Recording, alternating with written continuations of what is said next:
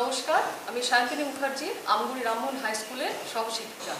জলপাইগুড়ি সমগ্র শিক্ষা মিশনের উদ্যোগে ই-লার্নিং ক্লাসে আজকে আমরা উপস্থিত হয়েছি। আজকে দ্বাদশ শ্রেণীর ছাত্রছাত্রীদের জন্য জীববিদ্যা বিষয়টি নিয়ে আলোচনা করা হবে।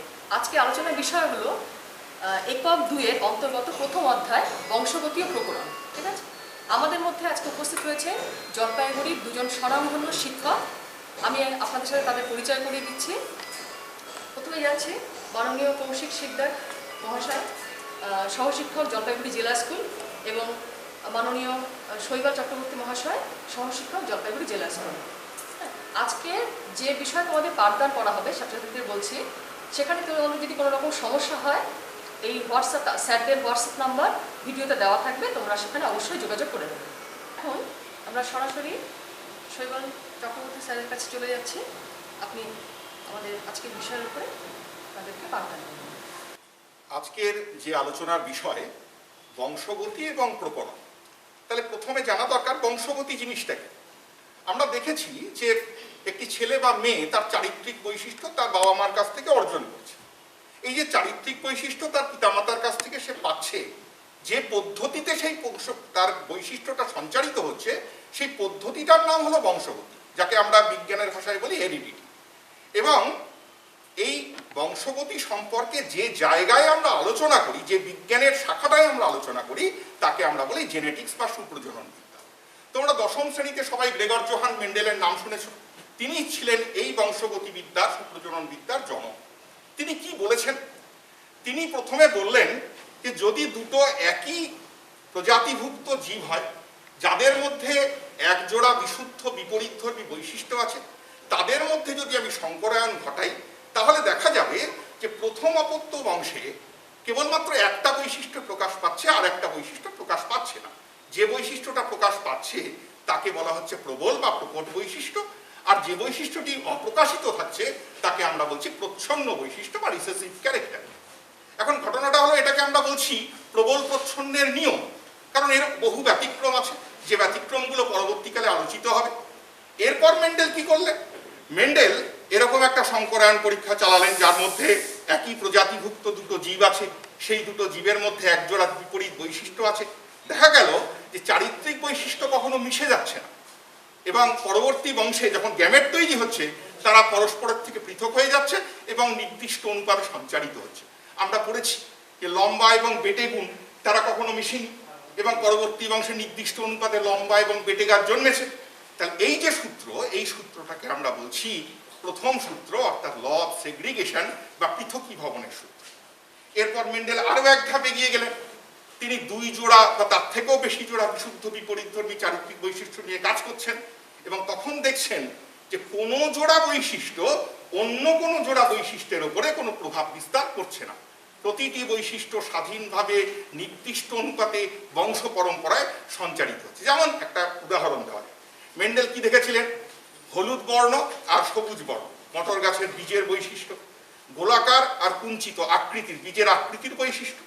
এবার এদের মধ্যে যখন সংকরায়ন ঘটানো হলো, দ্বিতীয় অপত্য বংশে কি দেখা গেল?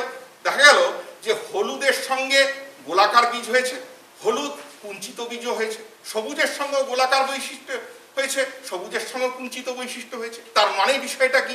কোনো জোড়া বৈশিষ্ট্য অন্য কোনো জোড়া বৈশিষ্ট্যের উপরে কোনো প্রভাব বিস্তার করলো না। তাহলে এটাকে আমরা কি বলছি? স্বাধীন বিন্যাসের সূত্র, ল অফ ইন্ডিপেন্ডেন্ট অ্যাসর্টমেন্ট। এটাকে আমরা বলছি মেন্ডেলের দ্বিতীয় সূত্র। এখন এখানে দুখানে কথা আছে। সেটা হলো কি?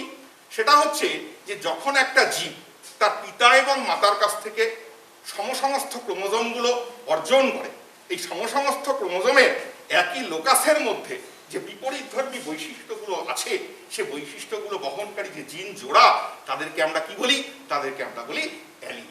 এইটা হচ্ছে মেন্ডেলের প্রাথমিক ধারণা বংশগতি বিষয়। আমরা ভবিষ্যতে যে আলোচনাগুলো করব তার সবগুলোই এই বংশগতির এই সূত্রগুলোর উপরে প্রতিষ্ঠিত। আমাদের সামনে প্রথম যে প্রশ্নটা আসে সেটা হচ্ছে কি? সেটা হচ্ছে একই প্রজাতিভুক্ত বিভিন্ন জীব, তাদের মধ্যে এত বিভিন্নতা কি কারণে হয়েছে? অঙ্গ সংস্থানিক বিভিন্নতা দেখা যাচ্ছে, শারীরবৃত্তীয়ভাবে তারা পার্থক্য দেখা যাচ্ছে, তাদের মধ্যে আচরণগত পার্থক্য দেখা গেছে। এই যে পার্থক্য, এই পার্থক্যগুলো আসছে যে কারণে তাকে আমরা বলছি ভ্যারিয়েশন বা প্রকরণ। এই প্রকরণ সোমাটিক মানে দেহজ হতে পারে, এই প্রকরণ আবার জার্মিনাল বা জনন সংক্রান্ত হতে পারে। সোমাটিক কিরকম? ধরুন একটি ছেলে, সে খুব কায়িক পরিশ্রম করে, তার পেশিটা অত্যন্ত সুগঠিত, অত্যন্ত সুঠাম। পাশাপাশি যে ছেলেটি বা যে ব্যক্তি কায়িক পরিশ্রম করে না, তার পেশিটা অত্যন্ত দুর্বল। তাহলে এদের মধ্যে বিভিন্নতা লক্ষ্য করা যাচ্ছে। এই যে এটা যে শুধুমাত্র তার হ্যাবিটাট দিয়ে গ্রো আপ করছে সেটা নয়, ক্লাইমেট দিয়ে হতে পারে, তার নিউট্রিশন দিয়ে হতে পারে। যেমন আমরা দেখেছি যে মৌমাছিটাকে রয়্যাল জেলি খাওয়ানো হলো, সেই মৌমাছিটা স্ত্রী মৌমাছিতে পরিণত হলো, অন্য মৌমাছি পরিণত হলো না। অর্থাৎ নিউট্রিশনালটাও এখানে একটা বিরাট শর্ত হিসেবে কাজ করছে সোমাটিক ভ্যারিয়েশনের ক্ষেত্রে। কিন্তু এই সোমাটিক ভ্যারিয়েশন কখনোই বংশ পরম্পরায় অর্জিত হয় না। জার্মিনাল যেটা অর্থাৎ প্রজননী ভ্যারিয়েশন, সেটা কিন্তু বংশ পরম্পরায় অর্জিত হওয়ার সম্ভাবনা থেকে যায়। তার কারণটা কি? তার কারণটা হচ্ছে যে মিউটেশন হলো, ক্রসিং ওভার হলো, রিকম্বিনেশন পুনঃসংযুক্তি হলো, রেডিয়েশন পড়লো। এই কারণে যদি তার দেহে প্রকরণ আবির্ভূত হয়, তাহলে সেই প্রকরণটা কিন্তু বংশ পরম্পরায় সঞ্চারিত হবার সম্ভাবনা থাকছে। আবার এই প্রকরণ কন্টিনিউয়াস হতে পারে, নিরবচ্ছিন্ন হতে পারে। যদি গড় যে বৈশিষ্ট্য, একটা মানুষের গড় উচ্চতা 1.70 সেন্টিমিটার, এবার দেখা যাচ্ছে বিভিন্ন উচ্চতার মানুষ আছে, সেই যে ভ্যারিয়েশন সেটা হচ্ছে কন্টিনিউয়াস ভ্যারিয়েশন। আবার ডিসকন্টিনিউয়াস হতে পারে। কিরকম? ধরুন বিভিন্ন মানুষ, কারোর ক্ষেত্রে আঙ্গুলগুলো জোড়া আছে, তাকে আমরা বলছি সিনড্যাকটাইল। যাদের মধ্যে দেখা যাচ্ছে যে 5-এর বেশি আঙ্গুল আছে, তখন তাকে বলছি আমরা পলিড্যাকটাইল। আঙ্গুলগুলো স্বাভাবিকের থেকে ছোট আকৃতি, তখন তাকে আমরা বলছি ব্রাকিড্যাকটাইল। তাহলে এগুলোও ভ্যারিয়েশন, কিন্তু এরা হচ্ছে কি গড় মাপের থেকে অনেক বেশি পার্থক্যযুক্ত। তা এই ভ্যারিয়েশন মানে প্রকরণ এবং বংশগতির উপরে যদি আলোচনাটাকে এগোতে হয়, তাহলে আমাদের প্রথম যে জায়গাটায় যেতে হবে সেটা হচ্ছে বংশগতির ক্রোমোজোমীয় তত্ত্ব। বংশগতির ক্রোমোজোমীয় তত্ত্ব, যেটা কিনা বিজ্ঞানী সাটন এবং বোভেরি প্রথম 1902-1903 সালে প্রথম প্রস্তাব করেছিলেন। পরবর্তীকালে এটাকে সাপোর্ট করলেন বিজ্ঞানী মর্গ্যান। কি বলছেন সেখানে? সেখানে বলা হচ্ছে যে ক্রোমোজোমে একটা নির্দিষ্ট জিন নির্দিষ্ট জায়গায় অবস্থান করে, সেটা হচ্ছে ওই জিনটার লোকাস। এবার এই জিনগুলো যখন মাইটোসিস কোষ বিভাজন হয়, যখন ক্রোমোজোমটা বিভাজিত হচ্ছে, তখন জিনটাও বিভাজিত হচ্ছে। যখন মায়োসিস কোষ বিভাজন হচ্ছে, তখন আমরা পিতার কাছ থেকেও যে ক্রোমোজোম এবং জিন পাচ্ছি, মাতার কাছ থেকেও সমান সংখ্যায় ক্রোমোজোম এবং জিন পাচ্ছি। তার মানে ক্রোমোজোম আর জিন পরস্পরের সঙ্গে একটা সমান্তরাল আচরণ করছে। এটাকে বলছি আমরা parallelism between chromosomes and genes. এটাকে পরবর্তীকালে বিজ্ঞানী মর্গ্যান তার একটা বিখ্যাত যে পরীক্ষা, সেই পরীক্ষা দিয়ে এস্টাবলিশ করেছেন। আমরা এখন সেই পরীক্ষাতে যাচ্ছি। মর্গ্যান কি করলেন? মর্গ্যান একটা রেড আইড ফিমেল ড্রসোফিলা আর একটা হোয়াইট আইড মেল ড্রসোফিলা, এবার এদের মধ্যে ক্রস করছেন। ক্রস করলে দেখা গেল যখন F1 জেনারেশন আসলো, তখন কিন্তু সবাই রেড আইড হয়েছে। সেখানে মেলও রেড আইড, ফিমেলও রেড আইড, সবাই রেড আইড। এবার এই একটা রেড আইড ফিমেল এবং একটা রেড আইড মেল, তাদের মধ্যে যখন ক্রস করানো হচ্ছে, তখন কি দেখা যাচ্ছে? তখন দেখা যাচ্ছে যতগুলো ফিমেল হয়েছে, সমস্ত ফিমেলগুলোই কিন্তু রেড আইড হয়েছে। আর মেল যারা হয়েছে, তাদের মধ্যে 50% দেখা যাচ্ছে রেড আর 50% দেখা যাচ্ছে হোয়াইট হলো। কেন হলো? তার কারণ হচ্ছে এক্স ক্রোমোজোমটা শুধুমাত্র ওই লাল চোখের যে জিনটা, সেই জিনটা বহন করেছে। যেহেতু ওয়াই ক্রোমোজোম এই জিন বহন করেনি, তাই স্বাভাবিকভাবে যে মেল ড্রসোফিলাটি ওয়াই ক্রোমোজোমটি পেয়েছে আর এক্স যে রিসেসিভ ক্যারেক্টার অর্থাৎ প্রচ্ছন্ন বৈশিষ্ট্যটা পেয়েছে সেক্ষেত্রে সে কি হয়েছে, সেক্ষেত্রে সে সাদা চোখের হয়ে গেছে। সুতরাং আমরা কি বুঝতে পারছি যে জিনটা ক্রোমোজোমের মাধ্যমেই অর্জিত হচ্ছে, জিনের সঙ্গে ক্রোমোজোমের একটা অবিচ্ছেদ্য সম্পর্ক আছে এবং তারা পরস্পরের সঙ্গে সমান্তরালভাবে বিন্যস্ত হয়েছে।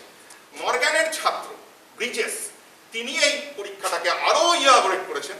তিনি দেখলেন যে যদি একটা হোয়াইট আইড ফিমেলের সঙ্গে একটা রেড আইড মেলের ক্রস করানো যায়, সমস্ত যে ড্রসোফিলাগুলো হবে সবাই 2000 খানা ফিমেল ড্রসোফিলার সবাই হচ্ছে রেড আইড হয়েছে। শুধুমাত্র ভ্যারিয়েশনের কারণে একটা হয়তো সেখানে দেখা গেল যে হোয়াইট আইড হয়ে গেল, তাকে আমরা বলছি ম্যাট্রোক্লিনাস।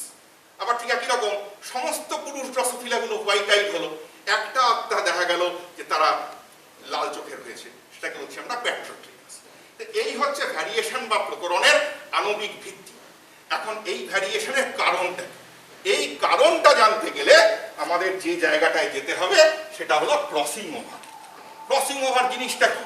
ক্রসিং ওভার হচ্ছে মায়োসিস কোষ বিভাজনের সময় দেখা গেল সমস্ত ক্রোমোজোমের মধ্যে জেনেটিক খণ্ডের আদান প্রদান ঘটে যাচ্ছে এবং তার ফলে কি হচ্ছে, পিতামাতার চারিত্রিক বৈশিষ্ট্যের সংমিশ্রণ হয়ে যাচ্ছে, যার ফলে আমাদের এই প্রকরণ আসছে, যার ফলে আমাদের অভিব্যক্তি হচ্ছে, যার ফলে অভিযোজন ক্ষমতা বাড়ছে।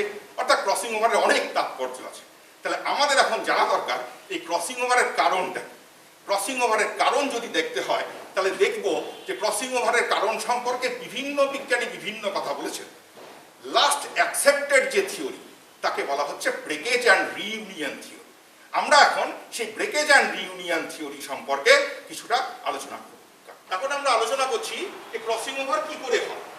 মায়োসিস কোষ বিভাজন চলছে, প্রথম প্রফেজ দশা, প্যাকাইটিন উপদশায় দেখা যাচ্ছে যে সমস্ত ক্রোমোজোম, এই যে সমস্ত ক্রোমোজোম মানে একটা পিতার কাছ থেকে আসা ক্রোমোজোম, একটা মাতার কাছ থেকে আসা ক্রোমোজোম, এরা পরস্পরের কাছাকাছি আসছে। কেন কাছাকাছি আসছে? কাছাকাছি আসার ঘটনাটাকে আমরা বলছি সাইন্যাপসিস। তার কারণটা হচ্ছে এদের মধ্যে একটা নিউক্লিয় বস্তু তৈরি হচ্ছে, তার নাম সাইন্যাপটোনিমাল কমপ্লেক্স।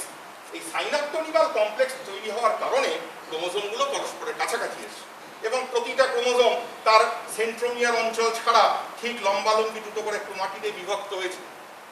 এটাকে বলছি আমরা টেট্রার অবস্থা। এইবার শুরু হলো ঘটনা। এতক্ষণ এদের মধ্যে আকর্ষণ ছিল, এবার কি ঘটলো? বিজ্ঞানী জিগলার বলছেন যে এদের মধ্যে একটা রিকম্বিনেশন নডিউল তৈরি হচ্ছে। এরা পরস্পরের থেকে এতক্ষণ আকৃষ্ট ছিল, এখন এরা পরস্পরের থেকে রিপালস করছে, পরস্পরের থেকে আলাদা হয়ে যাচ্ছে।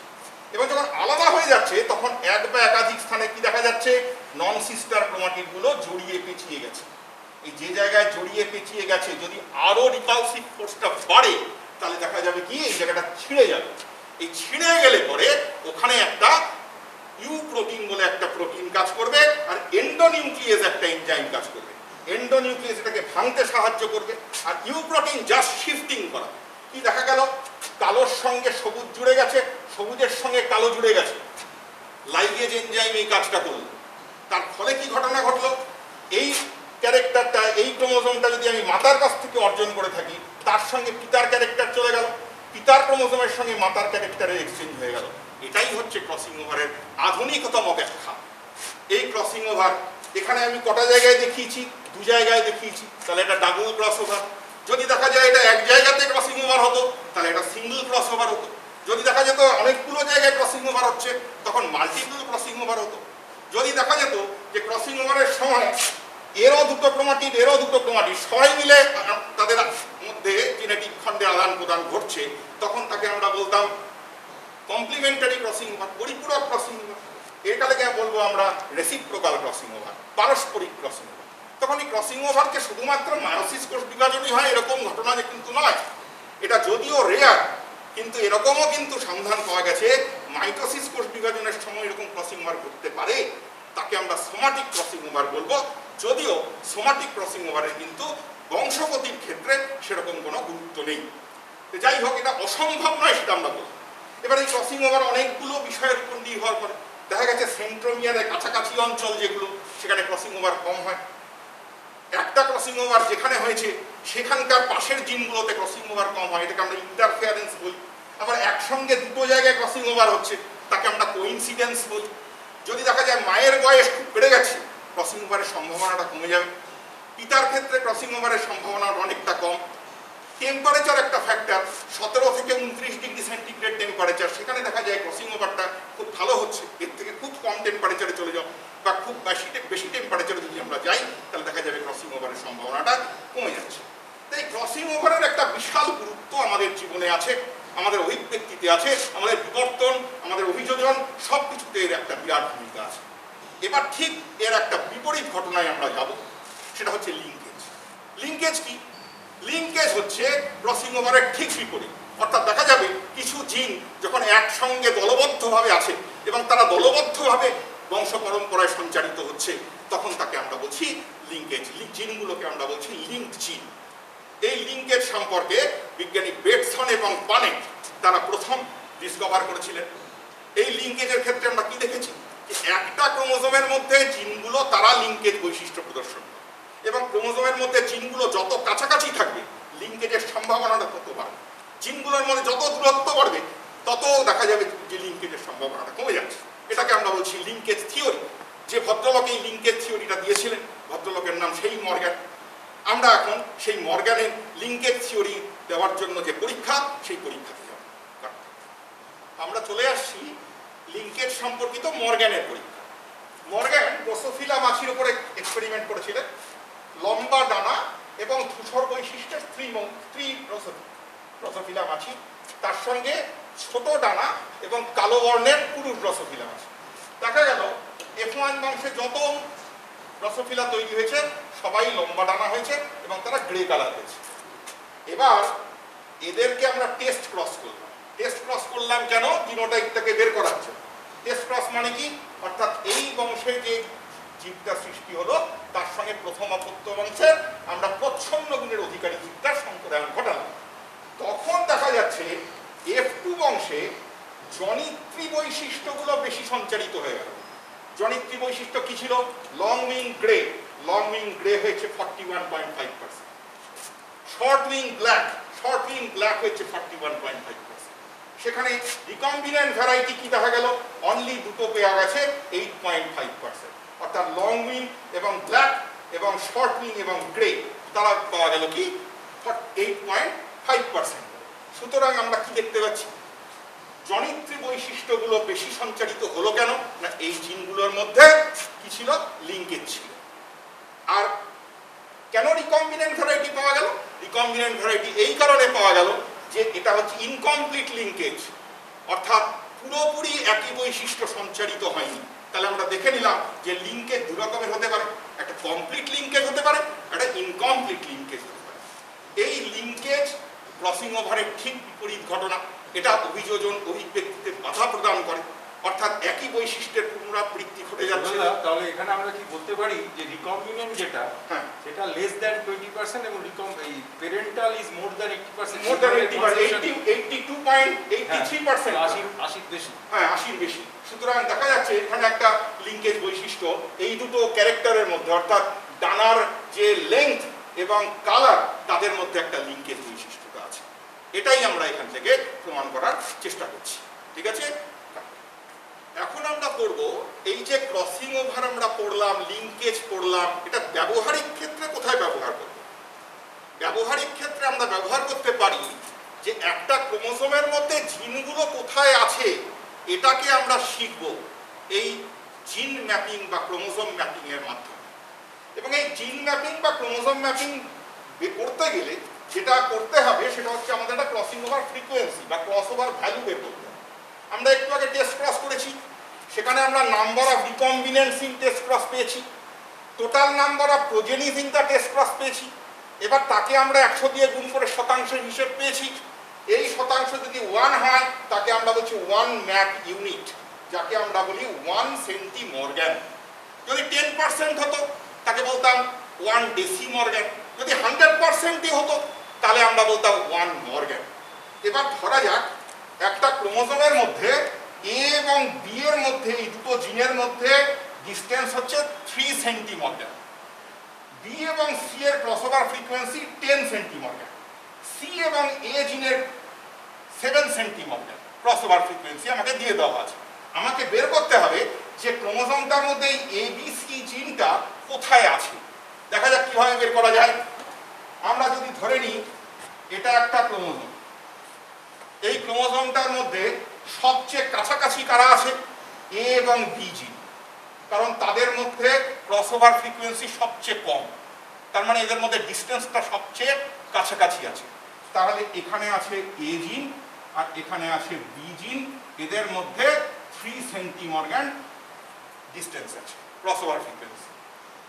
বি এবং সি এদের মধ্যে ডিস্টেন্স হচ্ছে 10 সেন্টিমর্গ্যান। তাহলে বি এবং সি, তাহলে আমি যদি এখানে বি হয় এখানে যদি সি হয়, তাহলে এটুকু হচ্ছে 10 সেন্টিমর্গ্যান দাঁড়াচ্ছে। তাহলে এ সি এর ডিস্টেন্স কত দাঁড়িয়ে গেল? 10 সেন্টিমর্গ্যান আর 3 সেন্টিমর্গ্যান 13 সেন্টিমর্গ্যান, কিন্তু আমাকে বলেছে সি এবং এ কত? 7 সেন্টিমর্গ্যান। তাহলে নিশ্চয়ই সি জিনটা বি জিনের পরে নেই। তাহলে কোথায় আছে জিনটা আমরা দেখি। এটা এ জিন, এটা বি জিন, এখানে 3 সেন্টিমর্গ্যান ডিফারেন্স। আমি যদি এখানে সি জিনটাকে দেই তাহলে পরে এই সি আর বি এটা দাঁড়িয়ে যাচ্ছে 10 সেন্টিমর্গ্যান। তাহলে সি এবং এ এটা কত দাঁড়িয়ে যাচ্ছে? 7 সেন্টিমর্গ্যান। অর্থাৎ তাহলে আমরা পরিষ্কার বুঝে গেলাম ক্রোমোজোমটার মধ্যে জিন সিকোয়েন্স কি। প্রথমে আছে সি, তারপরে আছে এ, তারপরে আছে বি। এই যে পদ্ধতি, এই পদ্ধতির সাহায্যে আমরা যে কোনো ক্রোমোজোমে জিন কোথায় কোন জিনটা আছে খুব সহজে বের করে ফেলতে পারি। এই জিন ম্যাপিং বা ক্রোমোজোম ম্যাপিং হচ্ছে স্টার্টেভ্যান্টের একটা বিরাট আবিষ্কার এখনকার দিনে। একটা ক্রোমোজোমে কোথায় জিন আছে সেই জিনটা খুঁজে বেড়ানো হচ্ছে। এই যে আজকে কোভিড-19 হচ্ছে, এর জন্য বিজ্ঞানীরা যে কাজগুলো করছেন তারা আগে দেখতে চাচ্ছেন যে এর জন্য যে জিনটা দায়ী সেই জিনটা ক্রোমোজোমের কোন জায়গাটায় আছে। এটাকে বোঝার জন্য এই ক্রসওভার ফ্রিকোয়েন্সি জানা বাধ্যতামূলক। হ্যাঁ বলুন ম্যাডাম। হ্যাঁ, জিন ম্যাপিং আমরা যেরকম ভূগোলে কি করি, ভূগোলে কোথায় একটা নদী আছে, কোথায় একটা পাহাড় আছে, আমরা ম্যাপিং এর মাধ্যমে বুঝি। আমরা এই পদ্ধতিটা অবলম্বন করলে বুঝে যেতে পারবো একটা ক্রোমোজোমে কোন জিনটা কোন জায়গায় আছে। খুব সহজে আমাদের এই পদ্ধতিতে আমরা ব্যবহার করতে পারবো।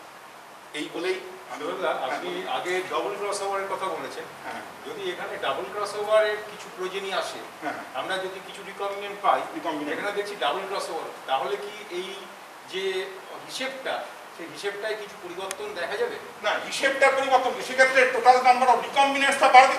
টোটাল নাম্বার অফ যদি রিকম্বিনেন্টস বৃদ্ধি পায় সেই ক্ষেত্রে সেই অনুযায়ী আমার ম্যাপ ইউনিট বাড়বে। অর্থাৎ ম্যাপ ইউনিটের ওপরে নির্ভর করবে জিনটা কোথায় কোনটা আছে। ঠিক আছে, আজকে আমার আলোচনা এখানে শেষ হলো। এখন আপনাদের সামনে পরবর্তী অংশের পাঠদান করবেন কৌশিক স্যার মহাশয়। শৈবালবাবু একটু আগে আপনাদের সামনে বা ছাত্রদের সামনে অ্যালিলি শব্দটি ব্যবহার করেছিলেন। সমসংস্থ ক্রোমোজোমের একই লোকাসে অবস্থিত বিপরীতধর্মী জিন যুগল, যুগল বা জোড়া বা পেয়ার শব্দটি তিনি ব্যবহার করেছিলেন। কিন্তু আমরা এখানে বলে দেখছি মাল্টিপল, বহু অ্যালিল, এই কনসেপশনটা রয়েছে। অর্থাৎ একটি লোকাসে দুয়ের বেশি জিনকে থাকতে পারে তার ব্যাপারটা, অর্থাৎ কিছু ব্যতিক্রমী ঘটনা, মেন্ডেলের ব্যতিক্রমী ঘটনায় এবার আমাদের আলোচনার মধ্যে আসবে। আমরা এখানে পৃথিবীতে প্রাপ্ত বিভিন্ন খরগোশের ছবি দেখতে পাচ্ছি। এটাকে ব্রাউন লেখা আছে, এটাকে অ্যাগোটিও বলা হয়। এটা হচ্ছে চিনসিলা টাইপের খরগোশ, দেখুন এখানে লেখা আছে ব্ল্যাক টিপ। এটা হিমালয় এবং সবশেষেরটিকে বলা হয় অ্যালবিনো। আমাদের মধ্যে কিছু মানুষ আছে একদম ধবধবে সাদা, তাদের যেমন অ্যালবিনো বলা হয়। এখন এই খরগোশগুলির জন্য যে অটোজোমে যে জিনগুলি আছে সেই জিনগুলি আমরা একটু বোর্ডে আলোচনা করব।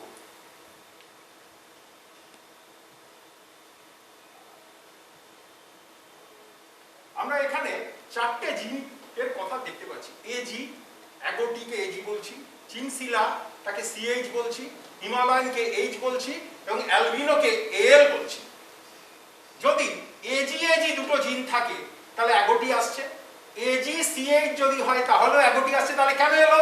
কারণ এজি সিএইচ এর উপর ডমিনেন্ট বা প্রকট, আবার এজি হিমালয়ান এই কম্বিনেশন যদি আসে তাহলেও অ্যাগোটি আসছে। আর এজি এএল মানে অ্যালবিনো যদি আসে তাহলেও একটি আসছে। তাহলে এখান থেকে আমরা যে উপসংহারে পৌঁছলাম তা হলো এগোটি চিনশিলা হিমালয়ান এবং অ্যালবিনোর উপর ডমিনেন্ট। অপরদিকে চিনশিলা কখন হচ্ছে CH বা CHH বা CHL, হিমালয়ান কখন হচ্ছে যখন HH অর্থাৎ দুটো এই জিন রয়েছে, আর HL হলো হিমালয়ান হচ্ছে শুধুমাত্র অ্যালবিনো আসবে যখন দুটোই প্রচ্ছন্ন জিন রয়েছে। তাহলে এখান থেকে আমরা কনক্লুশন বা উপসংহারে কি এলাম যে দুটো জিনের জায়গায় চারটে জিন একই লোকাসে সমসংস্থ ক্রোমোজোমের একই লোকাসে অবস্থান করছে।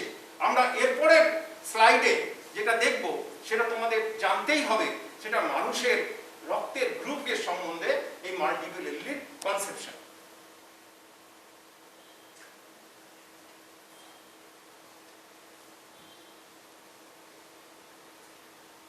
1900 খ্রিস্টাব্দে কার্ল ল্যান্ডস্টাইনার অস্ট্রিয়ান হিমাটোলজিস্ট মানুষের রক্তকে চারটি ব্লাড গ্রুপে ভাগ করেছিলেন, এ, বি, এবি এবং ও।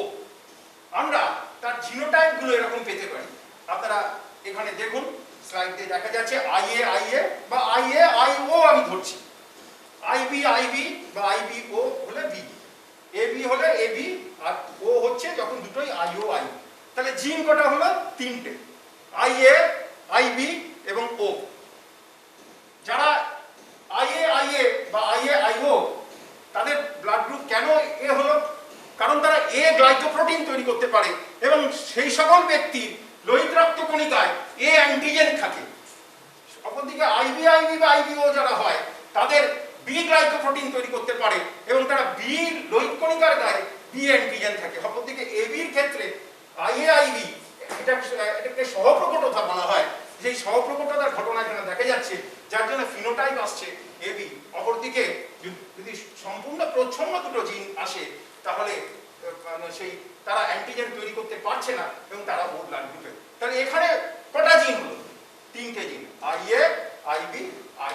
তাহলে এই দুটো উদাহরণেই আমরা কি পেলাম? একটা লোকাসে একাধিক জিনের উপস্থিতি। আমরা পরের স্লাইডে যাই। সিউডো অ্যালিলি, সিউডো শব্দটার মানে ভ্রান্ত। অ্যালিলির মাধ্যমে কোনো একটা ফিনোটাইপ এক্সপ্রেশন আসে। সিউডো অ্যালিলির ক্ষেত্রে দেখা যাচ্ছে এমন একটা ফিনোটাইপ দেখা যাচ্ছে যেটা দেখে মনে হচ্ছে তারা অ্যালিল, কিন্তু তারা আসলে অ্যালিল নয়। Next slide please. আমরা এখানে যেমন এর আগের স্লাইডে আমরা এবিও ব্লাড গ্রুপের কথা বলেছি। 1940 খ্রিস্টাব্দে উইনার আরেকটি ব্লাড গ্রুপের আবিষ্কার করেন, তার নাম আরএইচ ব্লাড গ্রুপ। খুব সহজে যদি আমরা বলি তাহলে মনে হবে আরএইচ পজিটিভ এবং আরএইচ নেগেটিভের মধ্যে বিবাহ হলে আরএইচ পজিটিভ হবে। ব্যাপারটা তো সহজ নয়।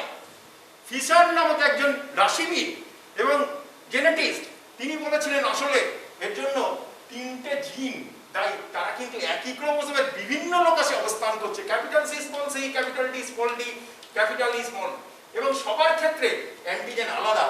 কিন্তু আমরা রাশিবিজ্ঞানীদের মেন কাজ হলো একটা উপসংহারে যাওয়া। সেই উপসংহারে তারা যারা গেলেন সেটা হলো ক্যাপিটাল ডি জিনটা থাকলে বাকি কম্বিনেশন যাই হোক তারা কিন্তু যে অ্যান্টিজেন আসবে তার মধ্যে আরএইচ পজিটিভ ব্লাড গ্রুপ এর হবে। অপরদিকে ক্যাপিটাল ডিটা যদি অনুপস্থিত থাকে অন্য যে কম্বিনেশনই হোক তারা আরএইচ নেগেটিভ হবে। পৃথিবীর আরএইচ পজিটিভ, পৃথিবীর মানুষ হচ্ছে প্রায় 85%। সেই 85%-এর মধ্যে অবশ্যই ক্যাপিটাল ডি জিন আছে। তাহলে এখানে আগেরটার সঙ্গে পার্থক্য কি হলো? আগেরটার সঙ্গে পার্থক্য হলো এই, এখানে কিন্তু সিডিই একই লোকাসে অবস্থান করছে না, ভিন্ন লোকাসে অবস্থান করছে এবং তাই তাকে বলা হচ্ছে সিউডো অ্যালিলি। তাহলে মাল্টিপল অ্যালিলি এবং সিউডো অ্যালিলি এবং অ্যালিলি এই ব্যাপারটা আমার মনে হয় তোমাদের কাছে ক্লিয়ার করতে পেরেছি।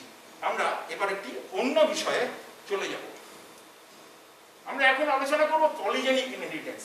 আমরা শৈবালবাবু যে আলোচনা করেছেন বা টেনে যে তোমরা করেছো মেন্ডেলের এক সংকর দ্বি সংকর জনন পরীক্ষা, লিঙ্কেজ, এছাড়া আরও কিছু হয় এপিস্ট্যাসিস, হাইপোস্ট্যাসিস, সেসব ক্ষেত্রে যে ব্যাপারটা আসে সেটাকে বলা হয় কোয়ালিটেটিভ ইনহেরিটেন্স, অর্থাৎ গুণগত। এটা এমন একটা জিনিস, এটা সংখ্যাগতভাবে হয়। আসলে কতগুলো নন অ্যালিলিক জিন আছে, সেই নন অ্যালিলিক জিনগুলো আসলে একটা অসম্পূর্ণ প্রকটতার মতো ঘটনা করে। আমরা এখানে মানুষের গাত্রবর্ণ নিয়ে একটু আলোচনা করব। দেখুন আসলে এই চ্যাপ্টারটা এমন একটা চ্যাপ্টার যেটা সবার জানা দরকার। সমাজের নানা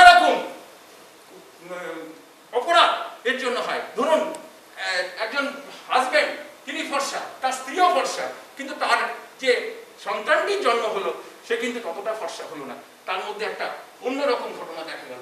কিন্তু আমরা এই জায়গাটা যদি পরিষ্কারভাবে বুঝতে পারি তাহলে বুঝতে পারবো ব্যাপারটা ওরকম প্রকট প্রচ্ছন্নে আবদ্ধ নয়। দেখুন আমরা এখানে, আচ্ছা আমরা আবার একটু বোর্ডে যাব। বিজ্ঞানী নিলসন এবং এলি প্রথমে এই বহুজিন উত্তরাধিকার গমের বর্ণের উপর করেছিলেন, সেটা আমরা আলোচনা করতে আসছি না। আমরা একটা মজার জিনিস, একটা মানুষের বিষয় নিয়ে আলোচনা করি। আমরা দেখতে পাচ্ছি মানুষের ক্ষেত্রে তিনটে আলাদা আলাদা জিন আছে, capital A small A, capital B small B, capital C small C. পৃথিবীতে যারা একেবারে কুচকুচে কালো তারা হচ্ছে capital A, capital B, capital A, capital A, capital B, capital B, capital C, capital C. অর্থাৎ এর মধ্যে মেলানিন পিগমেন্ট অনেক বেশি আছে। অপরদিকে একেবারে অ্যালবিনো যারা, তারা এরকম small a, small a, small b, small b, small c, small c. তাহলে এখান থেকে যদি গ্যামেট পাওয়া যায় তাহলে দেখুন পাওয়া যাচ্ছে কি এবিসি, এটা একটা গ্যামেট, আর এখান থেকে পাওয়া যাচ্ছে এই, তাহলে এরকম একটা আসছে। তাহলে এখান থেকে কটা আমরা গ্যামেট পেতে পারি? 8টা করে। সেই জায়গাটা আমরা আবার এতে আমরা একটু স্লাইডে লক্ষ্য করব। স্লাইডে আমরা দেখতে পাচ্ছি 1/8 1/8 করে দেওয়া আছে। এর মাধ্যমে যে ঘটনাটা ঘটলো সেটা হলো একেবারে capital A, capital B, capital C, capital C যারা, তারা একেবারে গাঢ় কৃষ্ণবর্ণের। কিন্তু যারা এই 6/64 তারা গাঢ় বাদামি বর্ণের। 15/64 যারা এলেন তারা আরেকটু কম গাঢ়, একটু কম গাঢ় বাদামি বর্ণের। আর 20/64 যারা, তাদের অনেক সময় মিউলাটো বলা হয়, কারণ একজন ইউরোপিয়ানের সঙ্গে যদি একটা নিগ্রোর বিয়ে হয় তাহলে মিউলাটো দেখা যায়, সেটা হলো 20। অপরদিকে এবার রঙগুলো একটু কমতে শুরু করবে, হালকা বাদামি দেখুন 15, তারপরে 6 এবং একেবারে অ্যালবিনো 1। তাহলে টোটাল এই জায়গাটার ফিনোটাইপিক রেশিওটা কি হলো? 1:6:15:20:6:15:1। এই হলো পলিজেনিক ইনহেরিটেন্স। অর্থাৎ এক্ষেত্রে দেখা গেল জিনগুলোর মিলিত ফলের ফলে একটা পার্টিকুলার ফিনোটাইপ এক্সপ্রেস করলো, যেটা অন্য ক্ষেত্রে কিন্তু দেখা যায়নি। তাহলে এই পলিজেনিক ইনহেরিটেন্স কথাটির মানে বহু জিনের মাধ্যমে যখন একটি ফিনোটাইপকে প্রকাশ করা হয়। আমরা পরের স্লাইডে যাই, আমরা একটু মানুষের গায়ের রঙগুলো একটু দেখে নেব, এটা আলাদা করে দেখার দরকার নেই। আমরা পরের টপিকে চলে যাই, পরের বিষয়টাকে। কৌশিক একটা জিজ্ঞাসা, সেটা হচ্ছে যে আমরা যখন অ্যালিল বললাম, অ্যালিল হচ্ছে একই জিনের সাধারণত দুটো বিপরীতধর্মী বৈশিষ্ট্য হচ্ছে অ্যালিল। আর মাল্টিপল অ্যালিল তাহলে জিনটা একটাই কিন্তু রূপগুলো তার অনেকগুলো, তাই তো? কিন্তু সেটা একই লোকাসেই আছে, এক সময় একটা। কিন্তু আমরা এক্ষুনি যেটা শেষ করলাম তারা কিন্তু নন অ্যালিলিক, তারা কিন্তু নন অ্যালিলিক। অর্থাৎ সেখানে একটাই বৈশিষ্ট্য কিন্তু অনেকগুলো জিন। সেই জন্য বলছে বহু জিন দ্বারা একটি নিয়ন্ত্রণ। আমরা ঠিক উল্টোটা করবো এবার। এখানে দেখবো একটি জিনোটাইপ অনেকগুলো ফিনোটাইপকে কন্ট্রোল করবে। তার দুটো ভাগ হয়, সেটা আমাদের স্লাইডে নেই। একটা হচ্ছে প্রত্যক্ষ বা ডাইরেক্ট, যেমন মটর গাছের ফুলের বর্ণ, সেই মটর গাছের বীজপত্র এবং পত্রাক্ষের বর্ণকেও নিয়ন্ত্রণ করতে পারে। আর ইনডাইরেক্টটা মানুষের ক্ষেত্রে খুব important, sickle cell anaemia. Sickle cell anaemia কেন হয় আমরা একটু ব্যাখ্যা করব। আর একটা রোগ আছে ফিনাইলকিটোনিউরিয়া, পরে স্লাইড। আচ্ছা দেখো, সিকেল সেল অ্যানিমিয়ার কথা এখানে বলা আছে। সিনড্রোম শব্দটা একটু বলে নিই, পরে আবার আসবে সিনড্রোম বারবার। মেনি সিমটমস টুগেদারলি কল সিনড্রোম, অর্থাৎ অনেকগুলি লক্ষণকে একত্রে বলা হয় সিনড্রোম।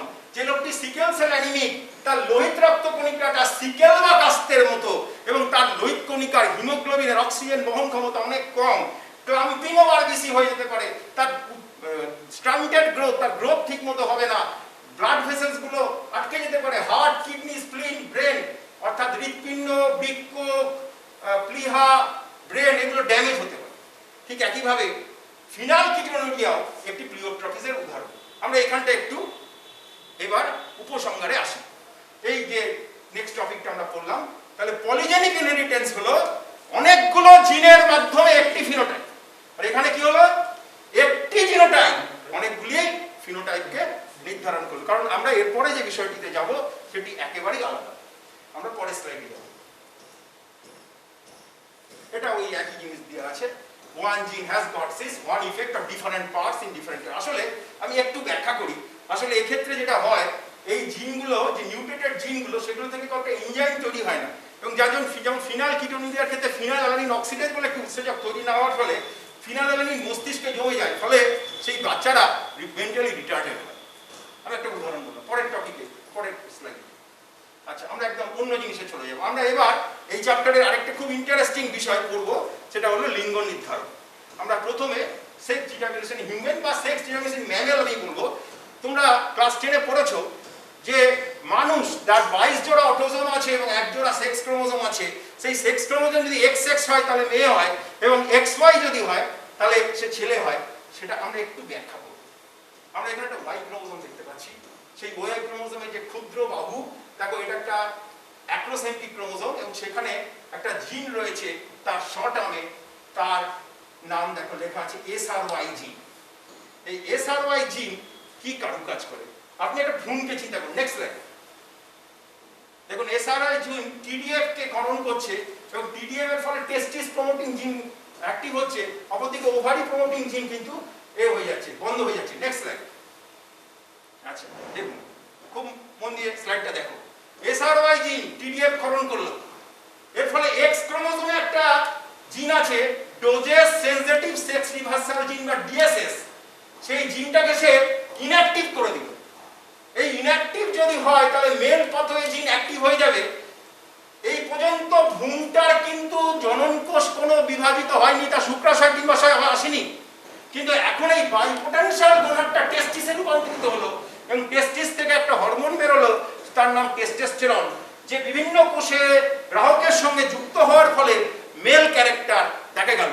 সেই সঙ্গে আরেকটা জিনিস বেরোলো, তার নাম হচ্ছে মুলারিয়ান ইনহিবিটিং হরমোন। এখানে বলে রাখি, মুলারিয়ান নালী যা ভ্রূণের মধ্যে থাকে, যার থেকে পরবর্তী সময় স্ত্রী দেহে ডিম্বনালী তৈরি হয়। তাহলে ইনহিবিটিং কথাটির মানে কি? অবদমনকারী। তাহলে অবদমন করে দেওয়ার ফলে এই MIH অবদমন করে দেওয়ার ফলে সেই যে ভ্রূণটি, তার মধ্যে মুলারিয়ান ডাক থেকে ওভারিয়ান ডাক তৈরি হলো না, তার পরিবর্তে উলফিয়ান নালী থেকে তার যেটা তৈরি হলো সেটা শুক্রবায়ু নালী। তাহলে আরেকবার বলি, SRY জিন TDF কে অ্যাক্টিভ করলো, DSS জিন ইনঅ্যাক্টিভ হয়ে গেল, ফিমেল হলো না, অপরদিকে সে মেল হলো। কিন্তু যদি Y ক্রোমোজোম না থাকে তাহলে DSS জিন অ্যাক্টিভ হয়ে যাবে। তাহলে DSS জিন অ্যাক্টিভ হয়ে গেলে কি হবে? তাহলে MIH ইনহিবিশন হচ্ছে না, মুলারিয়ান নালী ওভারিয়ান নালীতে পরিণত হচ্ছে। তাহলে আমরা যে কথাটা পড়েছিলাম যে Y ক্রোমোজোম মানে ছেলে, তাহলে Y ক্রোমোজোম মানে কেন ছেলে, তার ব্যাখ্যাটা বর্তমান বিজ্ঞানীরা আমাদের কাছে তুলে ধরেছে। আচ্ছা, পরের স্লাইড। আমরা ম্যামলস বা মানুষের পর চলে আসি বার্ডসে। আমরা একটু আগে উল্লেখ করেছিলাম যে XX মানে মেয়ে, XY মানে, এখানে কিন্তু বিপরীত ঘটনা হয়েছে। এটা পায়রা ছবি রয়েছে। মেল দেখুন ZZ আর ZW হলো ফিমেল। তাহলে এই ZZ যে মেল, তার থেকে যদি Z শুক্রাণু পায়, তার সঙ্গে যদি W ডিম্বাণু মিলিত হয়, তাহলে সে কি হবে? ফিমেল। ZW কি হয়ে গেল? ফিমেল। আর ZZ যদি মিলিত হয় তাহলে কি হলো? পুরুষ পাখি। আমি এখানে একটু মুরগির কথা বলি। গ্যালাস বা মুরগি, তার মধ্যে 76টা অটোজোম আছে, আর দুটো 76 autosome plus ZZ, 76 autosome plus ZW। তাহলে মোরগ বা মুরগি কি করে হচ্ছে?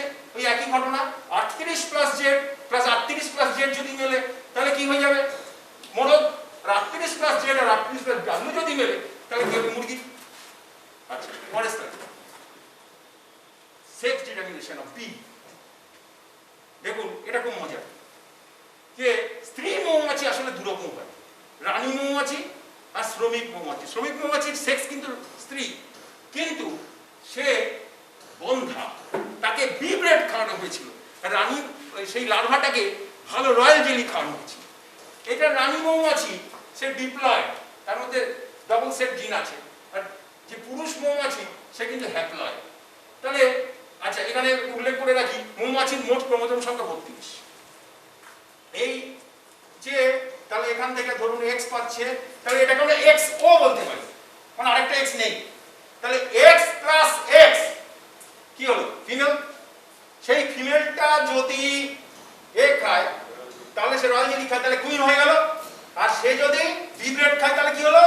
ওয়ার্কার, শ্রমিক।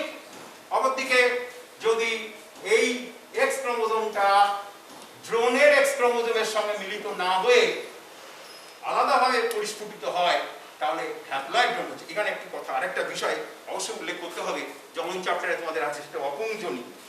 আসলে এই ফিমেলের এক্স ক্রোমোজোমটা অনিষিক্ত ডিম্বাণু থেকে যে জীবের জন্ম হয় সেটাই হলো পুরুষ মৌমাছি বা ড্রোন, সেরকম পুরুষ বোলতাতেও এই জায়গাটা দেখা যায়। তাহলে এই তিনটে জিনিস আমাদের সিলেবাসে আছে। আমি একটু মজা করার জন্য আরেকটা বিষয় বলি, এটা খুব মজার বিষয়।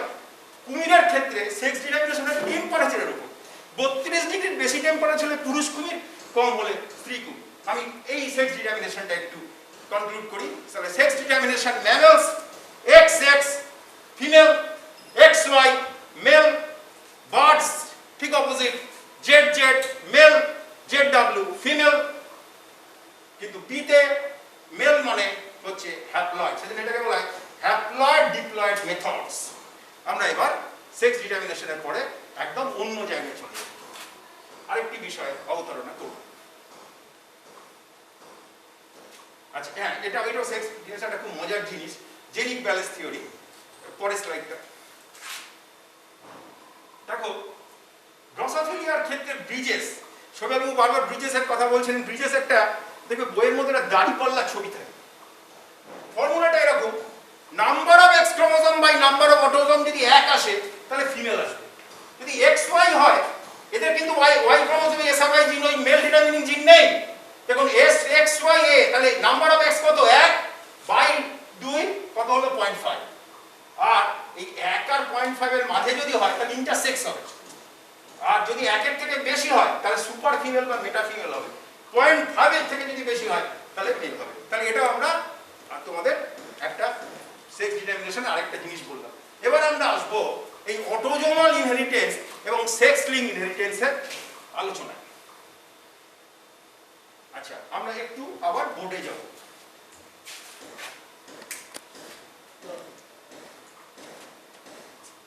আমরা আগে তোমাদের একটু বলি, সেক্স লিঙ্ক যে ইনহেরিটেন্স, অর্থাৎ লিঙ্গ ক্রোমোজোম বা সেক্স ক্রোমোজোমে যে জিন থাকে তার উত্তরাধিকারকে বলে সেক্স লিঙ্ক ইনহেরিটেন্স। এখানে আমরা যে ছবিটা এঁকেছি এটা সম্বন্ধে তোমাদের একটু আইডিয়া দিই, এটাকে বলে পেডিগ্রি অ্যানালিসিস। এখানে এই আয়তক্ষেত্রটা হলো পুরুষ আর গোলটা হলো স্ত্রী। তাহলে ধরো বাবা মা দুজনেই আনএফেক্টেড, কালার ব্লাইন্ড নয়, কিন্তু তাদের ছেলে দেখা গেল কালার ব্লাইন্ড।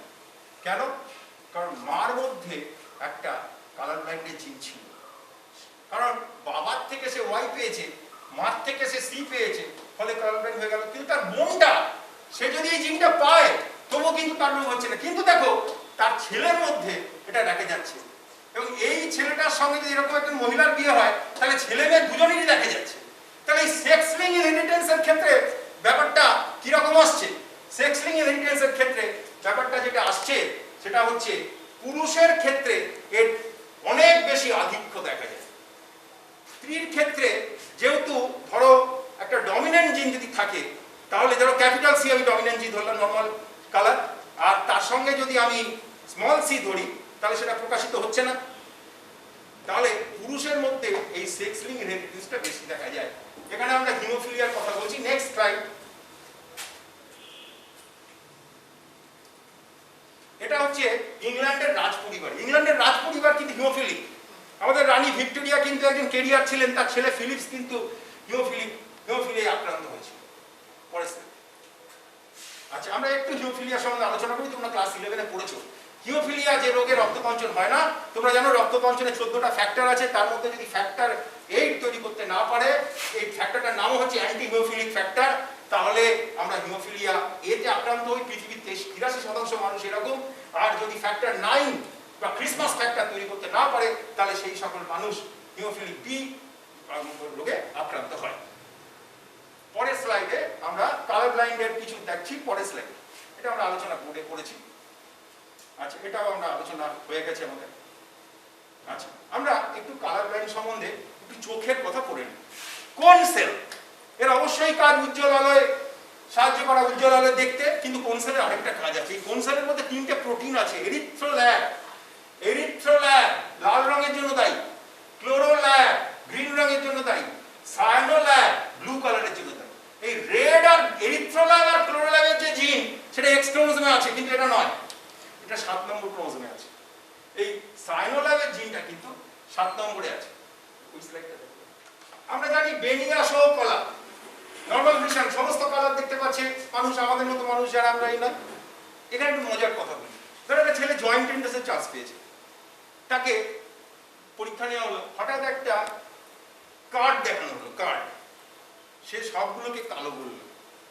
তার কিন্তু জয়েন্ট এন্ট্রান্সে ভালো রেজাল্ট হওয়ার জন্য তার কিন্তু ইঞ্জিনিয়ারিং এর একটা শাখা করা হলো না, কারণ সে কালার ব্লাইন্ড। আমরা এখানে দেখে নিই কালার ব্লাইন্ড কত রকমের হয়। এইটাকে ভালো করে লক্ষ্য করুন, দেখুন এই লাল দেখতে পাচ্ছে না, প্রোটোনোপিয়া। তাহলে এরিথ্রোলাইভের জিনটা কোথায় ছিল? এক্স ক্রোমোজোমে। তাহলে সেই এক্স ক্রোমোজোমে যদি রিসেসিভ জিন থাকে তাহলে প্রোটোনোপিয়া হবে। এই দেখুন সবুজ দেখতে পাচ্ছেন, কিন্তু সবুজ থেকে কাটা দিয়ে আছে, তাহলে ডিউটারোনোপিয়া। আর এ নীল দেখতে পাচ্ছেন, কিন্তু আগেই বলেছি এটা সেক্স লিঙ্ক নয়, এটা অটোজোমাল জিনের জন্য হয়। তাহলে এই হলো কালার ব্লাইন্ডনেসের 3 রকম আবার প্রকৃতি। আমরা এখানে কিছু অটোজোমাল প্রচ্ছন্ন রোগের কথা দেখতে পাচ্ছি, তার মধ্যে উল্লেখযোগ্য হলো থ্যালাসেমিয়া, গ্যালাক্টোসেমিয়া, ফিনালকিটোনুরিয়া, উইলসন ডিজিজ। এটা খুব মারাত্মক রোগ, কপার ডিজিজের অনেক লোক মারা যায়। ঠিক আছে, পরের স্লাইড। অটোজোমাল ডমিনেন্ট রোগের মধ্যে একটা রোগ খুব হান্টিংটন কোরিয়া। আচ্ছা পরের। আচ্ছা এই অটোজোমাল ডমিনেন্ট অনেক বেশি দেখা যায়, অটোজোমাল রিসিভ কম দেখা যায়। আমরা পরের স্লাইডে যাই। এখানে এটা আলোচনাটা আমরা পরে আমি করব। আচ্ছা আমরা একটু থ্যালাসেমিয়া ইনহেরিটেন্সটা একটু বুঝে নিই। আমরা দেখুন এখানে ক্যাপিটাল আর স্মল দিয়ে, ক্যাপিটাল আর দিয়ে কি বোঝানো আছে, অর্থাৎ যে, আচ্ছা এখানে একটু বলে নিই, হিমোগ্লোবিনে 4টে পলিপেপটাইড চেইন আছে, আলফা 2 আর 2 বিটা। এটার উপর আবার থ্যালাসেমিয়ার ভাগ হবে। আমরা সোজা করে মেন্ডেলিয়ান ভাষায় বোঝার চেষ্টা করি। ক্যাপিটাল আর মানে ভালো, আর স্মল আর মানে হচ্ছে যে থ্যালাসেমিক জিন। ধরুন বিবাহের পরে রক্ত পরীক্ষা করা দরকার। আমার কাছে এরকম আমার অনেক ছাত্র এসে বলছে, স্যার কেন করব? এই রোগটা কে আমরা বন্ধ করতে পারবো না। এই রোগে যারা আক্রান্ত হয়, আপনাদের বলি, আমি কাগজে পড়েছিলাম, টিভিতে দেখেছিল, একটি থ্যালাসেমিক মেয়ের বাবা সে আত্মহত্যা করতে হয়েছিল, কারণ থ্যালাসেমিক ছেলে মেয়েকে রক্ত দেওয়ার ফলেই তাদের মৃত্যু হতে পারে। এটা তোমরা ক্লাস 10-এ পড়েছো।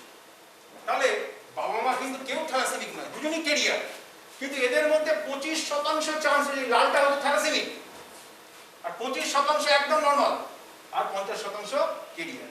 তাহলে এই যে 25%, এটা কিন্তু এরকম নয় যে 4টে ছেলে মেয়ে হলে একজনের মধ্যে হবে। একটা বাচ্চা বা 2টো বাচ্চা সবার মধ্যে এই জিনটা আসতে পারে। মা বা বাবা যখনই স্মলার তবে তখনই তো থ্যালাসেমিক হয়ে যাবে। আমরা আলোচনাটাকে এবার একটু অন্যভাবে করব। আচ্ছা এখানে একটু থ্যালাসেমিয়ার ব্লাডটা একটু দেখে নিই, দেখুন থ্যালাসেমিক আরবিসি কেমন হয়। পরের স্লাইড। থ্যালাসেমিয়া অবশ্যই সে ক্লান্ত হয়ে যাবে, তার শ্বাসকষ্ট হবে, শ্বাস নিতে অসুবিধা হবে। আসলে এতে হিমোগ্লোবিন ভেঙে যাওয়ার ফলে হিমোলাইটিক জন্ডিস দেখা যায়। সেই জন্ডিসের কথা গ্রোথ কখনোই হয় না, মাথাটা বেশ বড় হয়, মাথাটা বেশ বড় হবে, বোন ডিফর্মিটিসও দেখা যায়। দেখুন এখানে ছবি রয়েছে। আমরা এরপরে আরেকটা জিনিস আলোচনা করব, সেটা এবার বলি।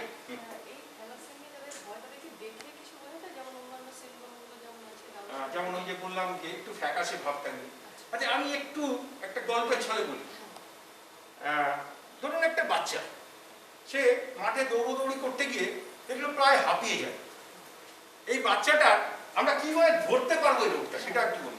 হিমোগ্লোবিন ইলেকট্রোফোরেসিস যেটা করা উচিত, সেটা হচ্ছে রক্তে, আমরা সবসময় ভাবি রক্তে আয়রন কম থাকলেই হয়, অ্যানিমিয়া হয়, তা নয়। আয়রন বাইন্ডিং ক্যাপাসিটি টেস্ট বলে একটা টেস্ট আছে, তাদের জেনে নিতে হবে আয়রন ঠিক আছে কিনা। আয়রন ঠিক আছে, তার মানে কি হয়েছে, হিমোগ্লোবিনের স্ট্রাকচারটা কি, প্রোটোপরফাইরিন রিং আছে, তার মধ্যে আয়রন আছে, আর আছে 4টে পলিপেপটাইড চেন। সেই পলিপেপটাইড চেনটায় যদি কোনো সমস্যা থাকে তাহলে কিন্তু থ্যালাসেমিক হবে। সেই আলোচনাটাই আমি এখন যাব। তাহলে তা হচ্ছে আমাদের সমাজে এই বার্তাটা যেন না যায় যে যদি কেউ থ্যালাসেমিয়ার ক্যারিয়ার হয় তাহলে পরে তাকে বিবাহ সংক্রান্ত বিষয়ে আনা যাবে না, এটা যেন না হয়, তাহলে তবে সমাজ বহির্ভূত হয়ে যাবে। অবশ্যই, কারণ তার সঙ্গে যদি একটা থ্যালাসেমিক নন থ্যালাসেমিক একজন অবশ্যই, অবশ্যই। লোকের বিবাহ হয়, সেক্ষেত্রে তার সন্তান সন্ততির কিন্তু কোনোভাবেই থ্যালাসেমিয়া ক্যারিয়ার হতে পারে, কিন্তু কোনোভাবেই সম্ভাবনা থাকে। আচ্ছা, শৈবালদা যেটা আমাকে বললেন খুব ভালো একটা তাহলে থ্যালাসেমিক কেরিয়ারে আমাদের বাবা মারদের যে দায়িত্ব, আমরা এটা শুধু এখানে তো নয়, 11, 12, এটা 10-এই আছে, সেই বার্তাটা দিতে, কারণ সবাই তো সায়েন্স পড়বে না, বায়োলজি পড়বে না, তাহলে তাদের ক্ষেত্রে এই বার্তাটা যেন যায় যে থ্যালাসেমিক কেরিয়ারের সঙ্গে অন্য নন থ্যালাসেমিকের বিবাহ হতেই পারে। আচ্ছা, আমরা একটু আলফা আর বিটা থ্যালাসেমিয়ার জায়গায় যাই। আলফা থ্যালাসেমিয়া আমি একটু আবার বোর্ড ওয়ার্ক করব।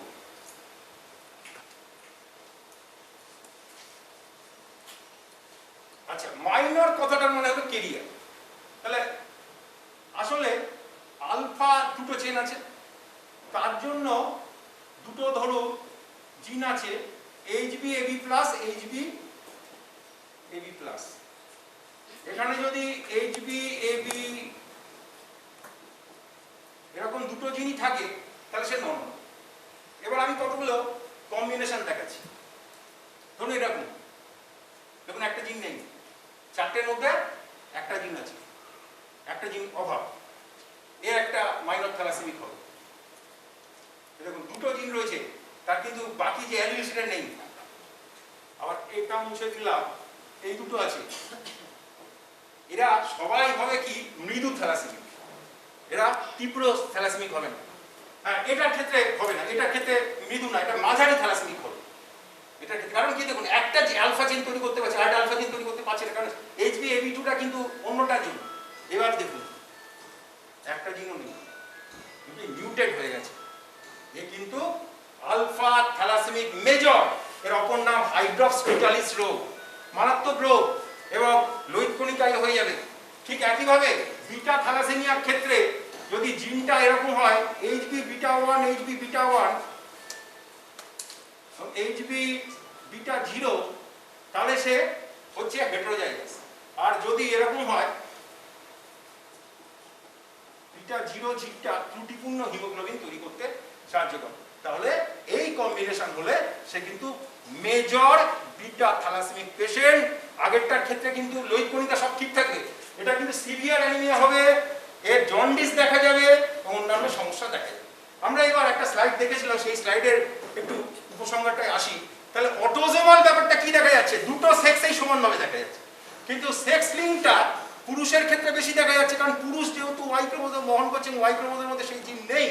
আচ্ছা, এখানে আরেকটা বিষয় একটু মানুষ সম্বন্ধে বলি বা ম্যামল সম্বন্ধে বলি, সেটা হলো বারবন। দেখুন এটাও মেয়েদের সঙ্গে ছেলেদের একটা বৈষম্য বলতে পারেন, সেটা প্রকৃতিতে বা পেতেই রয়েছে। দুটো এক্স ক্রোমোজোম আছে, তাতে জিন রয়েছে, কিন্তু ছেলে মানে কি XY, তাহলে আরেক জিনের সংখ্যা কম। ডোজেস কম্পেনসেশন বলে একটা থিওরিতে বলছে যে একটি কন্যা ভ্রূণের মধ্যে একটি এক্স ক্রোমোজোম সম্পূর্ণভাবে হেটেরোক্রোমাটাইজড হয়ে যায়, নিষ্ক্রিয় DNA যুক্ত হয়ে যায়। তাহলে সেটা অনুসারে দেখা যাচ্ছে মেয়েদের, ধরুন একটা মেয়েদের কলেজে প্র্যাকটিক্যাল হচ্ছে, একটা ছেলেদের কলেজে প্র্যাকটিক্যাল হচ্ছে, মেয়েদের কলেজে নিউট্রোফিলের মধ্যে ড্রামস্টিকের মধ্যে একটা জিনিস দেখতে পাওয়া যায়, যে বাঁদর ড্রাম বাজায়, ওটা চিন্তা করুন, ওই যেটা স্টিকটা তার একটা ছোট্ট এই থাকে, ওই রকম দেখতে অনেকটা, তাকে বলে বার। মারে বার বলে একজন ভদ্রমহিলা এটা করেছিলেন, তাই বার বডি। তাহলে মেয়েদের ক্ষেত্রে বার বডি দেখা গেল কেন, কারণ number of bar body is equal to number of x chromosome -1। ছেলেদের মধ্যে দেখা যাবে না, কারণ তার একটি এক্স ক্রোমোজোম আছে, 1 - 1 0, তাহলে বার বডি দেখার সম্ভাবনা নেই। তাহলে এটাও তোমাদের বইতে আছে, দেখে নেবে। আচ্ছা, আমরা পরের আইটেম চলি। আচ্ছা, এবার আমাদের আছে কিছু কনজেনিটাল রোগ। কনজেনিটাল মানে জন্মগত ত্রুটির কারণে যে রোগগুলো দেখা যায়। এই রকম বাচ্চাকে বা বড়দের আপনারা প্রায় দেখেছেন। Next slide. এদের কি কি দেখা যায়, মুখটা দেখুন গোল, পুরো হাত পা গুলো গোল, আর হাতের মধ্যে একটা সিমিয়ান ক্রেস বলে দেখা যায়, আড়াআড়ি খাস দেখা যায়। আর এদের IQ 0 থেকে 40। পরের স্লাইড। কিন্তু এরা কেন হলো সেটাই হবে। দেখুন এরা 21 নম্বর ক্রোমোজোম 3টে পেয়েছে। দেখুন সব ক্রোমোজোমগুলো দুটো দুটো করে আছে। 21 নম্বর ক্রোমোজোম 3টে পেল, তার নাম কি ট্রাইজোমি। যদি একটা হতো তার নাম কি মোনোজোমি, একটাও যদি না হতো তাহলে তার নাম কি নালিজোমি। আর যদি 4টে হতো তার নাম টেট্রাজোমি। অর্থাৎ অ্যানিপ্লয়েডের একটা উদাহরণ এটা। আমাদের এখানে সময় কম বলে আমরা আলোচনায় আসতে পারছি না। তাহলে এই ট্রাইজমি কেন? বাবার থেকে ধরুন একটা XY পেল, দুটো 21 পেল, মার থেকে একটা 21 পেল, আবার মার থেকে দুটো 21 পেল, বাবার থেকে কেন পেল? তাহলে মিওসিসে অ্যানাফেজিক মুভমেন্ট ঠিক মতো হয়নি তাই, নন ডিসজাংশন ঠিক করে হয়নি তাই। কিন্তু এখানে একটা ওয়াল স্ট্যাটিস্টিক্স বলছে, জেনেটিক্সের একটি খুব বড় বইয়ের নাম স্ট্রিকবার্গার, সেখানে একটা গ্রাফ আছে, সেই গ্রাফে বলা আছে age of the mother versus Down syndrome patient. সেখানে দেখা যাচ্ছে মায়ের বয়স যদি 35 ঊর্ধ্ব হয় তাহলে এই ধরনের বাচ্চা হওয়ার, তাহলে এখান থেকে আমরা একটা কনক্লুশনে আসতে পারলাম একটা মেয়ের বিবাহের বয়স এবং একটি মেয়ের সন্তান ধারণের এর সঙ্গে এই নন ডিসজাংশনের ব্যাপার আছে।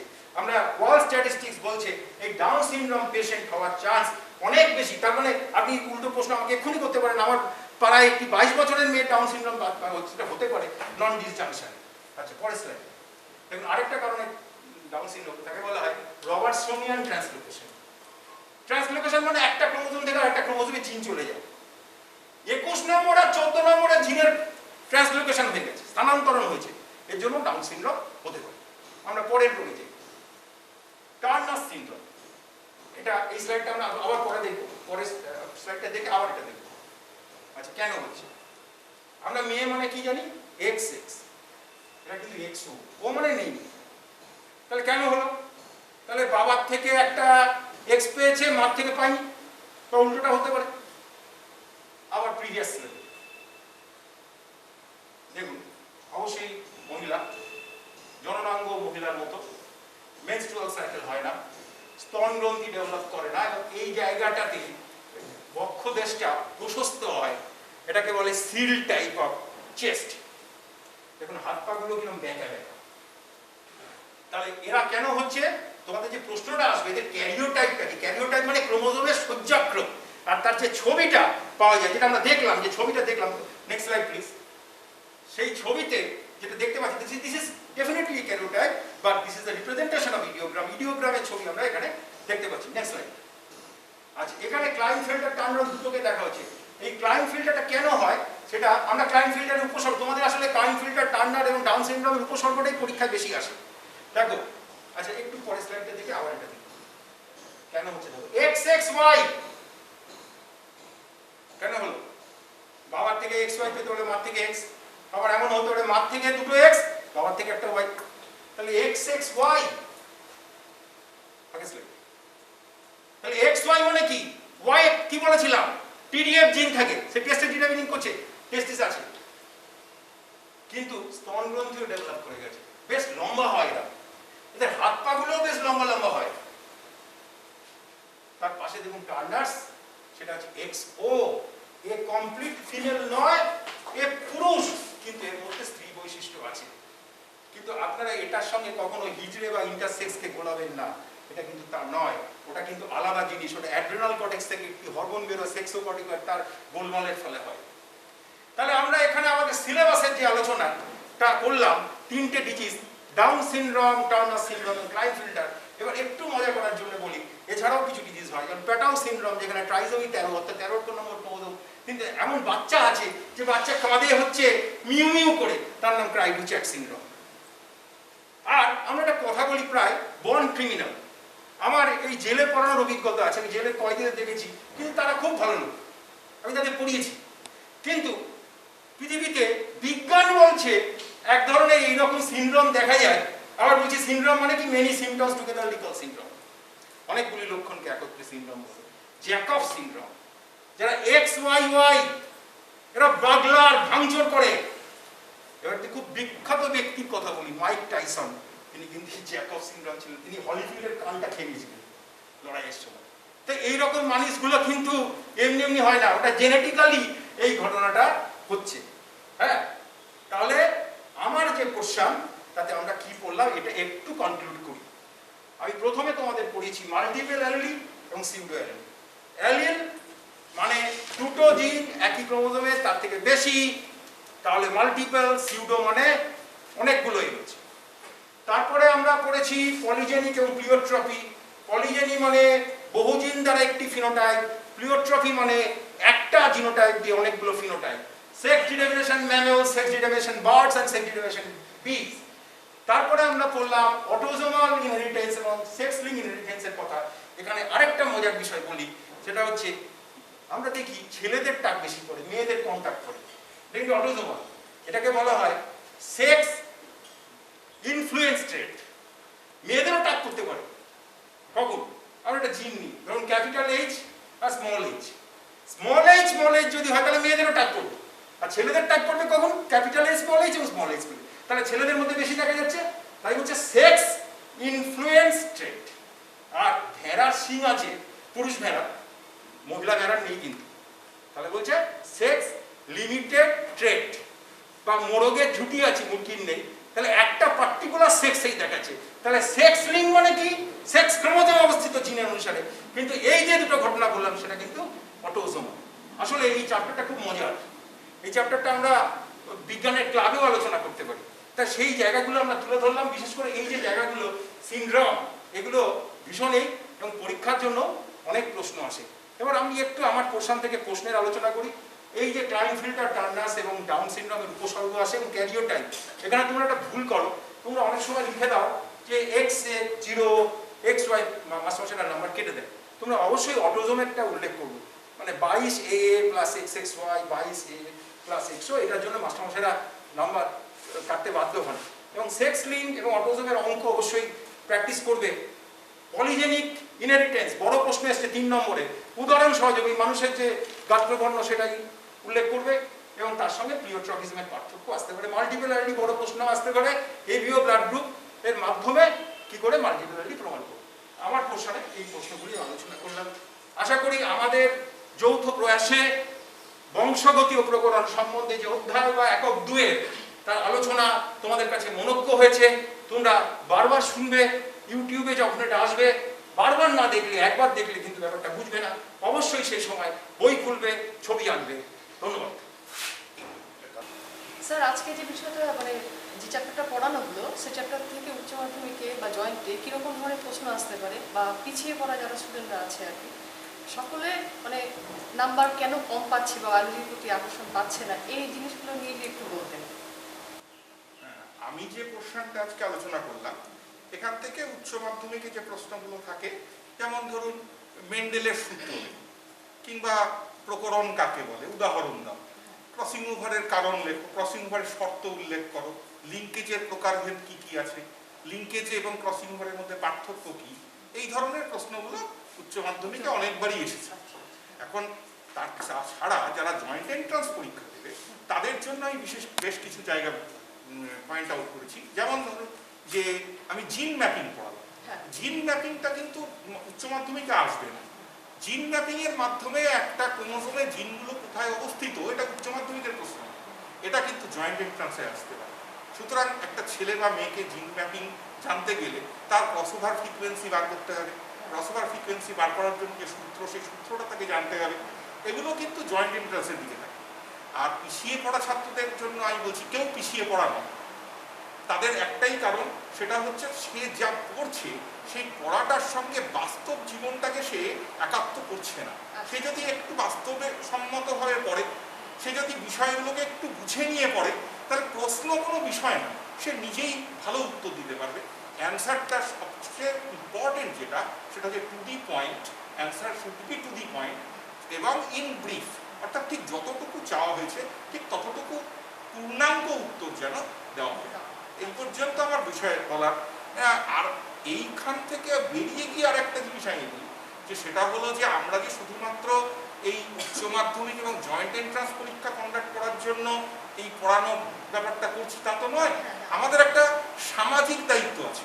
এই বায়োলজি কিন্তু অনেকেই ভবিষ্যৎ জীবনে আর পড়বে না, অনেকেই হয়তো বিজ্ঞান পড়বে না, কিন্তু তার ভবিষ্যৎ জীবনে এই চ্যাপ্টারটা তাকে অনেকভাবে সাহায্য করবে।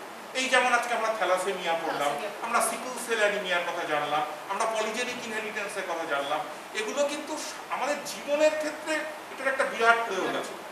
হ্যাঁ, এটা আমরা দেখেছি যে সিকল সেল অ্যানিমিয়ার অনেক ড্রাস্টিক এফেক্ট আছে, মানুষের লোহিত রক্তকণিকা অনেকভাবে বিপর্যস্ত হয়ে যেতে পারে, তার দেহের অনেক ক্ষতিকর ভূমিকা আছে, পাশাপাশি কিন্তু একটা তার বেনিফিশিয়াল সাইডও আছে। যেমন কারোর যদি সিকল সেল অ্যানিমিয়া হয় তাহলে কিন্তু তার কোনোদিনও ম্যালেরিয়া রোগ হবে না, হ্যাঁ, এটা কিন্তু একটা তার পজিটিভ সাইড, যদিও এটাকে আমরা কখনোই হাইলাইটস করব না। কিন্তু অন্তত জানার ক্ষেত্রে অবশ্যই তাকে জানতে হবে, এই বিষয়টা আমি রাখছি। স্যার যেটা দিয়ে শুরু করলেন ওটা দিয়ে আমি শেষ করলেন, সেটা দিয়ে আমি শুরু করি। স্যার যে কথাটা বললেন যে সিকেল সেল অ্যানিমিয়া যাদের হচ্ছে তাদের ম্যালেরিয়া হচ্ছে না, যারা হেটেরোজাইগাস তারা সবচেয়ে বেশি সুবিধা পায়। এটা এই চ্যাপ্টারে আসবে না, কিন্তু পরের চ্যাপ্টারে আসবে। আমি একটু ওই পরের চ্যাপ্টারের বিষয়টা একটু বলি। আমরা 10-এ পড়েছি প্রাকৃতিক নির্বাচন। সেই প্রাকৃতিক নির্বাচনের 3টে ভাগ আছে।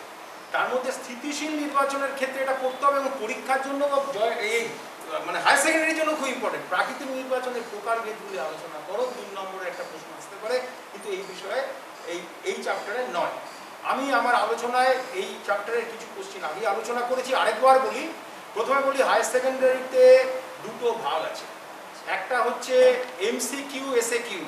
এমসিকিউ এ 14, সেখানে এই চ্যাপ্টারে শৈবালবাবুর পোর্শন থেকে যে প্রশ্নগুলো দিয়েছেন খুব সোজা প্রশ্ন, বা আমি যেটা দেখালাম যে ধরা বললো যে সেক্স ডিরেভেশন অফ বার্ডের উপর কোনটা হবে, 2018 সালে এসছে। আবার ওই প্লিওট্রপি, ওটা আবার এসএকিউতে আসতে হবে, একটা সব বাক্যে উত্তর লিখতে হবে।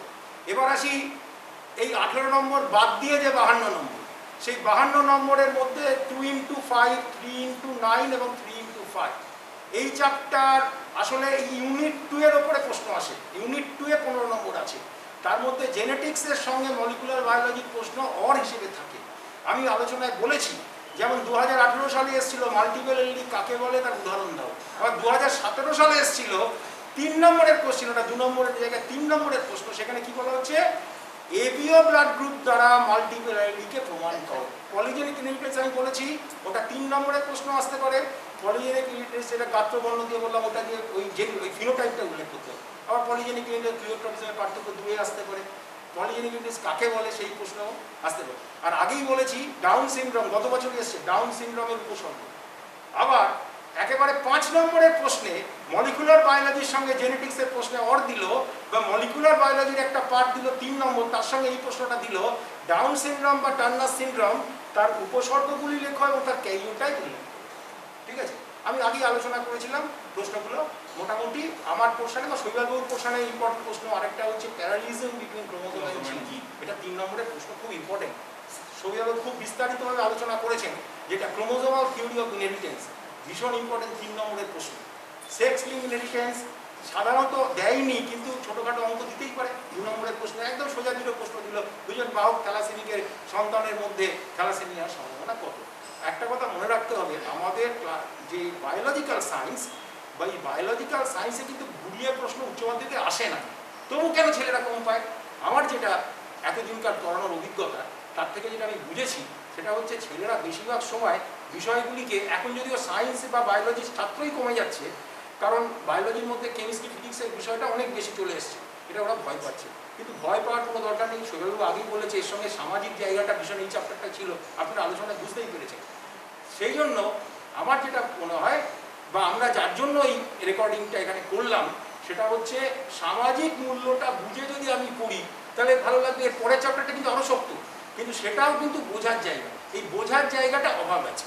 আর পরীক্ষা যেটা আপনারা জয়েন্ট এন্ট্রান্স বলছেন, প্রথমত জয়েন্ট এন্ট্রান্সে আর মেডিকেল পরীক্ষা নেই। জয়েন্ট এন্ট্রান্স যেটা আছে সেটা হচ্ছে নার্সিং বা এর ক্ষেত্রে কিছু জয়েন্ট এন্ট্রান্স আছে, এবং ভেটেরিনারির ক্ষেত্রেও আছে, কিন্তু এবছর থেকে সেটাও নিটের মধ্যে চলে যাবে। অর্থাৎ আমাদের টোটাল পরীক্ষাটাই কেন্দ্রীয় বোর্ড দ্বারাই হচ্ছে। সেক্ষেত্রে সবচেয়ে প্রথম আমার সাজেশন হচ্ছে সেন্ট্রাল এনসিইআরটি যে বই, সেটাকে হুবহু ফলো করতে হবে, এবং সেখানেও পুরোটা, কারণ পুরো কোশ্চিনটা এমসিকিউ। কারণ কেন করলো, তার কারণ হলো বিভিন্ন চাকরির পরীক্ষাও এমসিকিউ হয়ে গেছে, সেটাকে প্র্যাকটিসে রাখার জন্য। সেখানে কিন্তু কোনো চ্যাপ্টার ইম্পর্টেন্ট বা কিছু আসে না, পুরো বিষয়টা মানে যা সিলেবাস আছে, সিলেবাসের বাইরের জিনিস, আমাদের যে বইগুলো আছে, বিশেষ করে মোটা যে বইগুলো, সেখানে অনেক বিষয় এক্সট্রা আছে। সেগুলো একটা বিষয় তার ভেতরটায় গিয়ে মাস্টারমশাইয়ের সাহায্যে হোক, যেমন আমাদের পেডিগ্রি অ্যানালিসিসের প্র্যাকটিক্যাল আছে, সেই প্র্যাকটিক্যালটা আমরা শিখে নিই।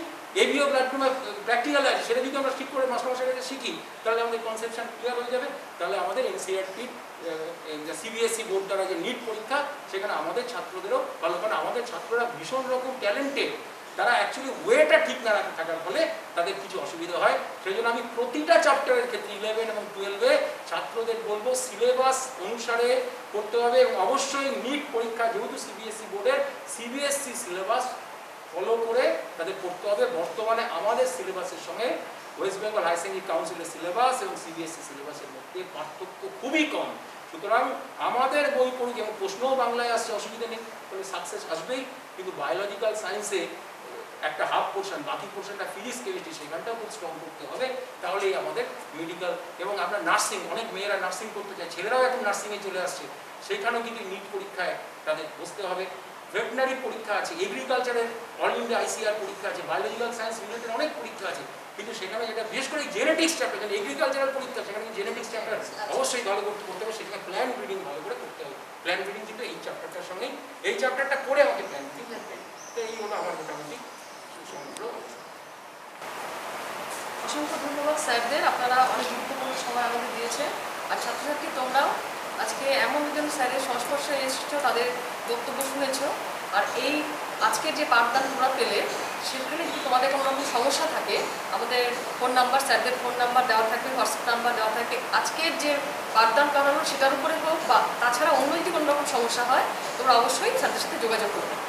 আর এই আলোচনা সভার সকল আয়োজকদের অসংখ্য ধন্যবাদ। আর আজকের এই আলোচনা সভা এখানেই শেষ হচ্ছে। নমস্কার।